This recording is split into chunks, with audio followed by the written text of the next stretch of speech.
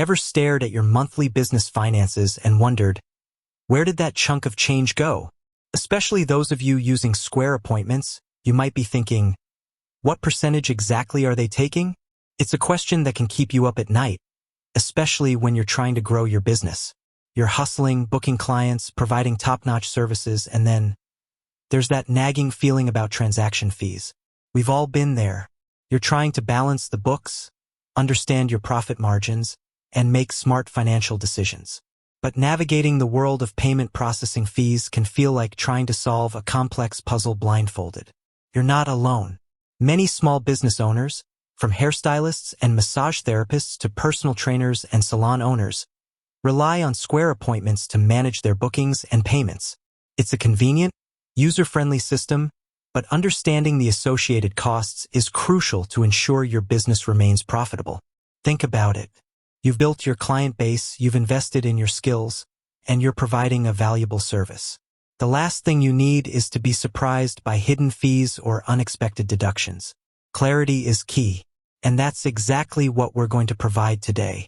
Let's take a step back and consider the broader context. In today's digital age, online booking and payment systems are essential for businesses of all sizes.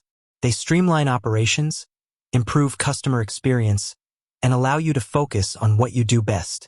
Square appointments, in particular, has become a popular choice for service-based businesses due to its integrated features and ease of use. But like any service, it comes with costs. Why is understanding these costs so important? Well, for starters, it directly impacts your bottom line. If you're not aware of the percentage that Square appointments takes, you might be underestimating your expenses and overestimating your profits. This can lead to inaccurate financial projections, pricing errors, and ultimately financial instability. Furthermore, transparency builds trust. When you understand the fees involved, you can make informed decisions about your pricing strategy. You can factor in the processing costs and ensure that you're charging a fair price that covers your expenses and allows you to make a profit. This transparency also helps you communicate effectively with your clients, as you can explain any pricing adjustments with confidence. Now, let's cut to the chase. What percentage does Square appointments actually take? The answer, as with most things financial, isn't a single, straightforward number. It depends on several factors, including the type of transaction, the payment method, and whether you're using Square's online or in-person processing. Let's break it down. In-person transactions. For in-person transactions, where you're physically swiping, dipping, or tapping a card using a Square reader, the standard processing fee is typically 2.6% plus 10 cents per transaction. This applies to most major credit and debit cards. Online transactions. Online transactions, such as those made through your Square appointments booking page or online store, generally incur a higher fee. This is because online transactions carry a greater risk of fraud. The standard online processing fee is typically 2.9% plus 30 cents per transaction. Card-on-file transactions.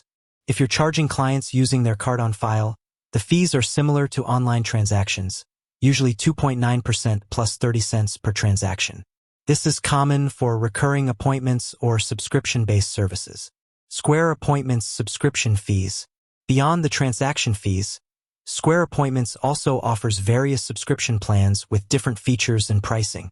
The subscription fees are separate from the processing fees and depend on the number of staff members and the features you need. It's crucial to understand that these percentages are subject to change, and Square may update their fees over time. Always refer to Square's official website or your Square dashboard for the most up-to-date information. Now, let's put these percentages into perspective with some examples. Imagine you're a hairstylist and you charge a client $100 for a haircut. If they pay in person using a card, the Square fee would be $100 by 0.026 plus 0.10 equals $2.60 plus 10 cents equals $2.70. So you would receive $97.30 from the transaction. Now, let's say a client books an appointment online and pays a $50 deposit. The Square fee would be $50 by 0.029 plus 0.30 equals $1.45 plus 30 cents equals $1.75. you would receive $48.25 from the deposit. These examples illustrate how the percentage fees can impact your revenue. While they may seem small individually, they can add up significantly over time, especially for businesses with high transaction volumes. Understanding these fees allows you to make informed decisions about your pricing strategy. You might consider adjusting your prices slightly to account for the processing fees, or you might explore alternative payment methods that have lower fees. Furthermore, it's essential to factor in the subscription fees for Square appointments. These fees vary depending on the plan you choose and the number of staff members you have. For example, if you have a team of 5 and you're using a higher tier plan with advanced features, your monthly subscription fee will be higher than if you're a solo practitioner using a basic plan. With that said, thanks for watching, and until next time.